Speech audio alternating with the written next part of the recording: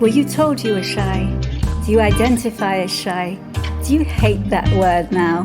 Do you just wish you could get over it and get on with your life? Welcome to Shining Beyond Shy, empowering you to create a greater life than you ever thought was possible. With your Shining Beyond Shy host, Fiona Cups.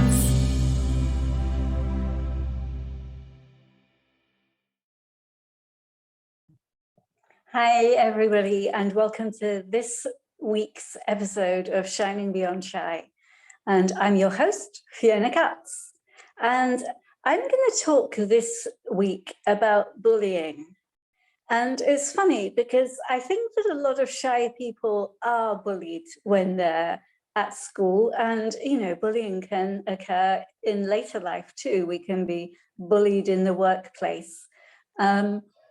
But for me, it's funny, I don't have big memories of, or I didn't have big memories of being bullied. I didn't think it was a big thing for me. It's like some of the things that occurred with my dad and all of that seemed bigger in the landscape of my childhood in terms of difficult stuff than the difficulty of being bullied. But as I started to do this healing work in different forms, I started to actually have memories of how I had been bullied. And I remember this so clearly now, although it had been deeply hidden. I remember something like, I think it doesn't sound very likely, but maybe it was when I was really young, and I think I'd been home. I'd either been home for lunch, or maybe it was that I had a packed lunch and other people had. It's funny, isn't it, how we remember these terms? So I had a packed lunch and they had hot dinners. So I remember really clearly walking in on this situation where two of my quote unquote friends, best friends, were with this third girl. And this third girl was kind of replacing me in the threesome.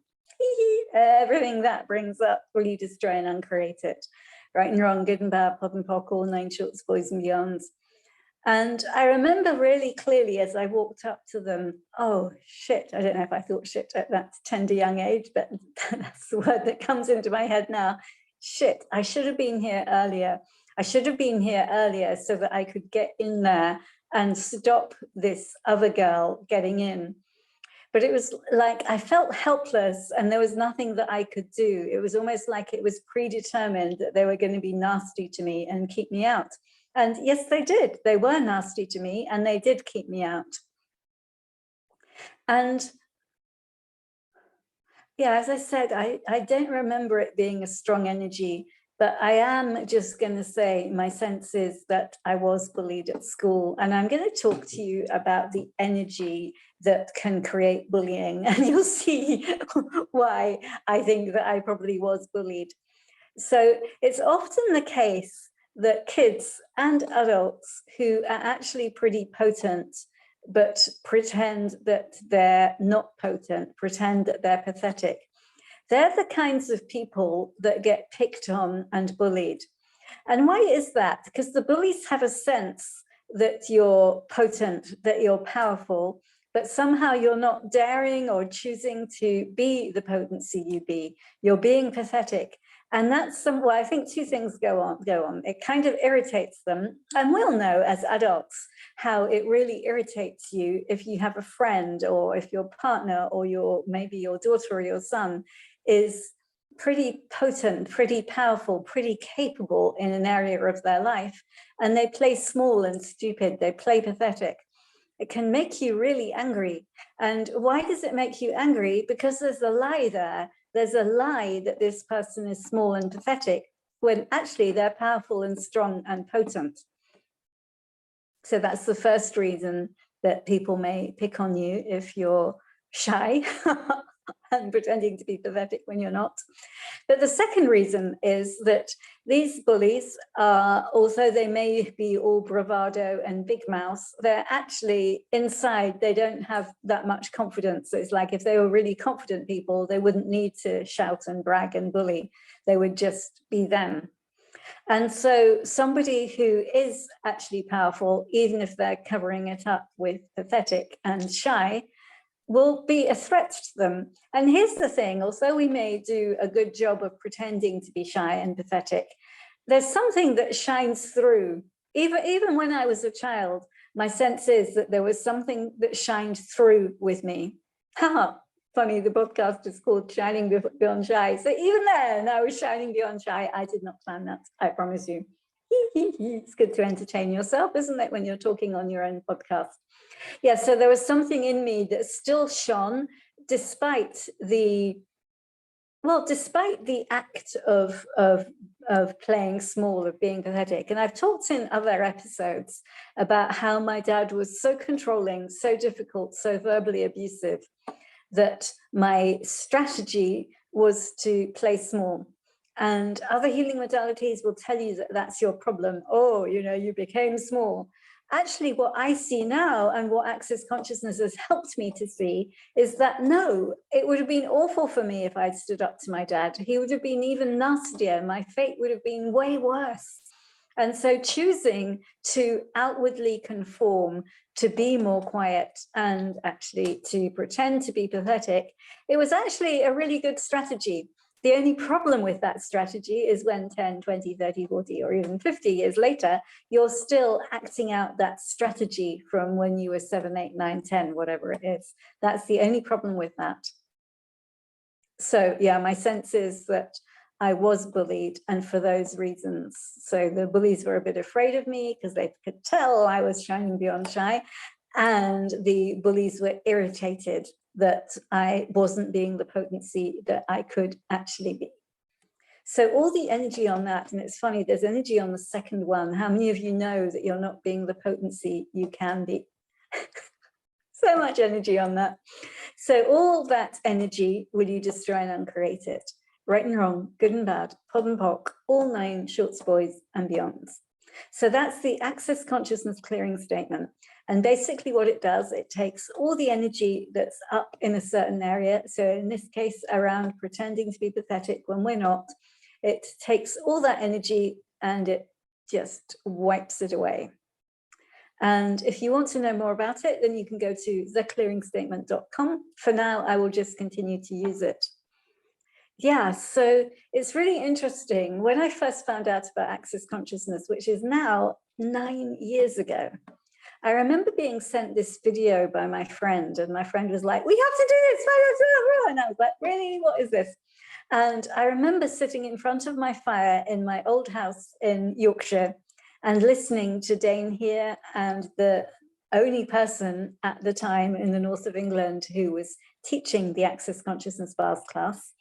I remember sitting in front of the fire and listening to Dane and this lady speaking, and Dane was talking about greatness. And so at that point, I'd been a Buddhist for many years, and I'd also been on the energy healing spiritual path for several years. And I was very used to people talking about greatness.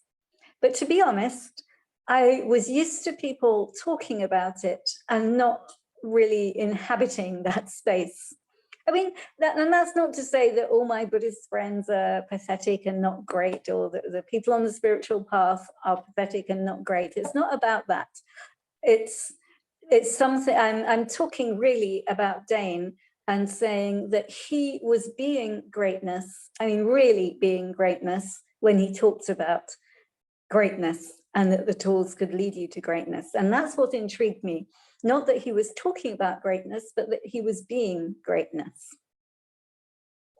And yeah, that's what started me on the journey of, first of all, the Access Bars class, and then loads, and at this point, loads and loads and loads and loads of other classes within Access Consciousness.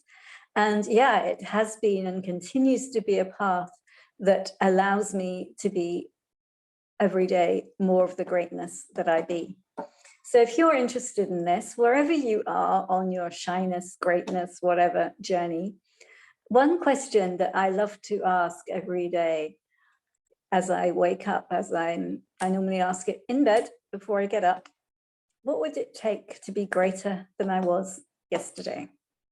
So here's the thing, we often compare, and so I can be like, oh, all the people who've been doing access consciousness for 9 years, like I have, so-and-so is greater than me, so-and-so is not as great as me. That doesn't mean anything and doesn't lead to anything, really, that comparing. But choosing to be like, oh, here I am, Fiona, this is how I was yesterday. What would it take to be even greater today? And if you do that, it's like every day, just asking to be greater, ask and you shall receive. And here's the thing, it may sometimes feel, I mean, I've had a bit of a wonky day today, and it may sometimes feel like you're not being greater at all. And don't worry about that. Just continue to ask for it. And things show up in really strange and wonderful ways. And one of the things that I sometimes see with this journey of change is that things seem really, really horrible and contracted and just before we step into the next space of the greatness of us. And it's almost as though all that stuff has to clear and release for us to be the next. It's so funny. It's not, I mean, it sounds like it's a formula. It's not a formula, but I'll just say it like this. For us to step into the next stage of the greatness of us. That's so funny, isn't it? Hey, I'm Fiona, and today I'm going to step into the next stage of the greatness of me. Everything that brings up, will you destroy and uncreate it? Right and wrong, good and bad, pod and pock, all nine shorts, boys and beyonds. And how much have we desired that? I know that I did and often still do. A kind of formula for the spiritual path in the Buddhist days, a formula for being enlightened, a formula for, well, for me, when I had chronic fatigue syndrome, I just wanted a formula to get better. And I noticed it in my business. I want a formula to make the money and have the clients coming in. So here's the thing, there isn't a formula. There's not a formula for being greater. There's not a formula for coming out of shyness. All the energy that brings up, right and wrong, good and bad, pod and pop, all nine shorts, boys and beyonds. But please, if you are struggling with shyness, know that you can get out of it. Know that even if me in this episode talking about greatness feels a long way from where you are now, you might think, okay, Fiona's on about greatness this week, I can't even get out of the house, or I can't even speak to my husband, or whatever that is. Don't worry about it. It's like you are where you are, and ask to be greater than you were yesterday. Why not? Ask for that now and see what shows up. And yeah, if this does feel a long way away from where you are, I'm just going to remind you again that I have this downloadable PDF and video, 5 steps or videos, 5 steps to overcoming shyness wherever you are. And those are really short, direct, actionable things that you can do to make your life as a shy person way easier right away. So that's very kind of short, sweet, simple tips. So if that's where you are, then please download that and enjoy that.